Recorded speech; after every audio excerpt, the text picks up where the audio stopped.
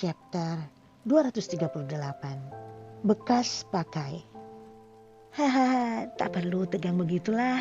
Cukup panggil aku dengan Mas saja. Kan tadi sudah aku bilang. Dimas ini kadang-kadang memang suka iseng. Ada aja ulahnya untuk membuat orang sedikit emosi. Aku tidak ingin mengambil istrimu. Soalnya aku sudah punya anak dan istri. Kataku juga, kalau aku belum punya anak dan belum punya istri, jelas aku akan merebutnya darimu. Apalagi dia keluarganya Farhan. 2 kali lagi Dimas memberikan penekanan terhadap keluarga Farhan yang makin membuat hati Reiko tak menyukai sosok itu. Dia tidak bercanda denganku. Reiko paham akan hal ini. Dan memang sepertinya pembicaraan mereka ini santai. Tapi ini syarat dengan makna. Karena memang seperti inilah cara mereka bicara. Mereka yang berada di kalangan atas tidak seperti orang di bawah yang akan bicara langsung belak-belakan ke intinya saja. Ada siasat dan ada permainan. Seperti sekarang, mereka sedang berperang dan seperti menunjukkan siapa yang mengendalikan peperangan itu. Siapa yang mengendalikan pembicaraan ini.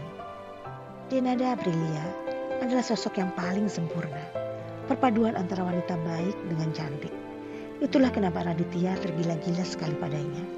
Aku pun juga sempat jatuh cinta padanya dan sejujurnya, dia adalah wanita yang mudah untuk dicintai dan menarik. Dan tiba-tiba Dimas bicara begini masih dengan tatapan matanya pada Reiko.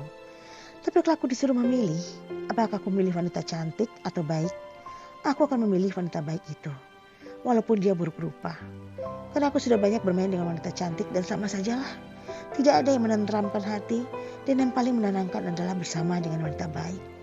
Karena aku juga sudah tak lagi muda dan aku butuh tempat untuk beristirahat, melepaskan semua penat di dunia ini. Dan itu adalah akhir dari pembicaraan karena Dimas sudah tersenyum dan menunjuk keluar. Kita sudah landing. Terima kasih untuk minuman dan tumpangannya ya Reiko. Tapi sayangnya Reiko sudah terlanjur larut setelah mendengar semua ucapan Dimas tadi. Karena itu dia tak sanggup untuk menahan, bersikap biasa saja dan langsung straight to the point pertanyaannya. Mas Dimas, apa Anda ingin bersunting Aida setelah saya bercerai dengannya? Berbeda dengan Reiko yang serius, Dimas justru malah memasang mimik wajah happy sambil menyandarkan tubuhnya dan menunggu pesawat berhenti di tempat parkirnya. Kalau aku tidak punya istri, maka akan kulakukan itu. Tapi sayangnya, aku sudah punya istri dan mungkin aku akan memikirkan siapa laki-laki yang tepat mulai dari sekarang.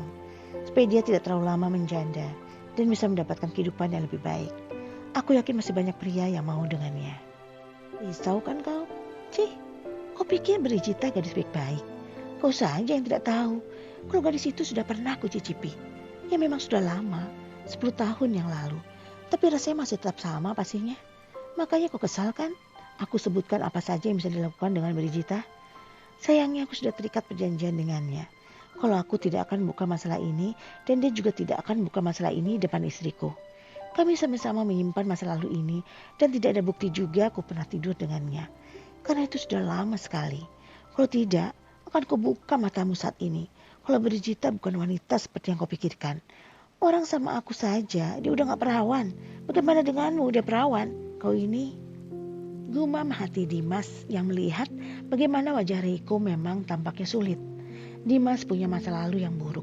Sesuatu yang membuat dirinya tidak pernah lagi percaya dengan perempuan. Dan sebelum dia menikah, Dimas selalu berganti perempuan dari malam ke malam.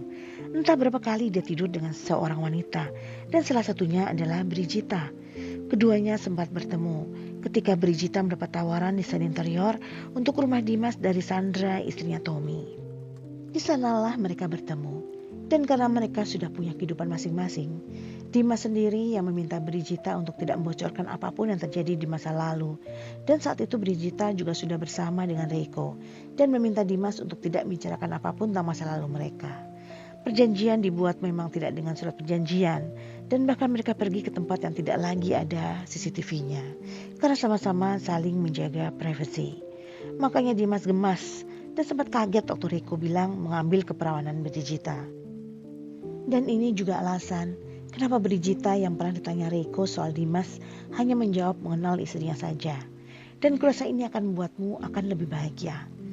Dimas yang sudah mendapatkan umpannya tentu saja tidak akan berhenti mempermainkan Reiko dan sudah mengeluarkan pernyataan baru macam tadi. Apa maksudnya? Reiko sedang memikirkan apa yang harus dia katakan pada Dimas, tapi sudah disela lagi sehingga dia mencoba mendengarkan. Iya, aku membantumu supaya kau tidak merasa bersalah telah menceraikan gadis baik-baik. Aku akan carikan suami yang tepat untuknya, yang akan mencintainya, menjaganya, dan hidup dengannya sampai dia mati nanti. Serasa tidak perlu itu, Mas Dimas. Sekarang belum, karena dia sudah menikah denganmu. Tapi kan kau tidak memberikan kebahagiaan. Jadi bukankah cara yang paling tepat adalah memberikannya pada orang yang akan membuatnya bahagia saat kalian berpisah? Tapi mungkin kalian bisa melakukan perceraian lebih dulu, supaya dia juga bisa menjalin hubungan dengan laki-laki itu tanpa sepengetahuan keluargamu, dan ini bisa diatur. Mas Dimas, serasa pembicaraan kita ini sudah keluar dari area tidak mencampuri urusan pribadi saya. Sudah dibilang kan, kalau Reko tidak nyaman, makanya Dimas makin puas. Nanti kapan-kapan kau mainlah ke rumahku. Maksudnya? Kalau kau tidak mau ke rumahku, bisa kau janjian denganku di mana saja yang kau mau. Aku mau saja bertemu denganmu, asal kita tidak bertemu di waktu aku sibuk. Kita bisa atur waktunya dari jauh-jauh hari, dan aku akan mendengarkan curhatmu. Dan kau juga akan mendengarkan apa nasihatku. Tidak defense seperti ini. Glek. Sambil menelan saliva, Riko mendengar ucapan Dimas. Mungkin sekarang kau akan berpikir kalau aku ini mencampuri urusanmu. Tapi sebenarnya, aku cuma lelah saja. Dan aku sedang mengatur emosiku untuk tidak menamparmu. Jadi daripada aku emosi, yang mending aku bicara. Dimas memberikan senyum di bibirnya. Namun itu bukan sebuah senyum yang melegakan sama sekali bagi yang melihatnya. Ini nomor teleponku.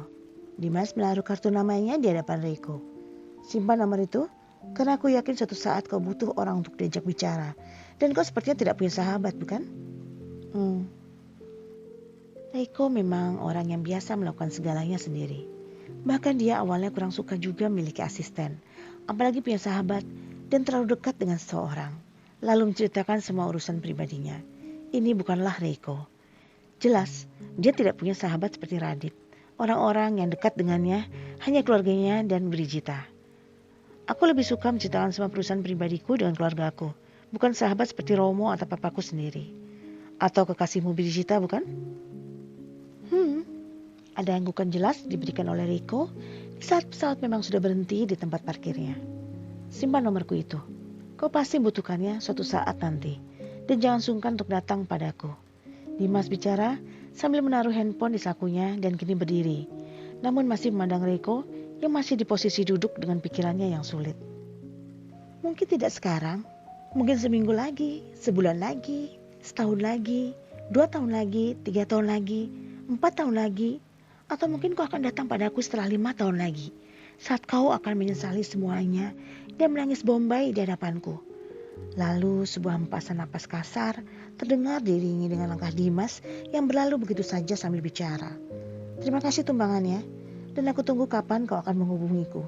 Aku janji akan berikan waktuku padamu. Apa maksudnya dia bicara begitu denganku? Mata Reko masih mengarah pada kartu yang diberikan oleh Dimas. Lalu ada sebuah senyum kecil di bibirnya saat dirinya masih duduk terpaku tanpa berniat untuk segera turun dari pesawat jetnya. Akan kubuktikan kalau aku tidak akan datang padamu untuk menceritakan masalah pribadiku. Apakah Reko akan memenuhi janjinya ini pada Dimas? Entahlah, tapi sekarang dia sudah turun dari pesawatnya, di mana Dimas sudah tidak lagi ada di sana. Karena tadi Dimas juga sudah menyuruh seseorang dari kantornya datang untuk menjemputnya.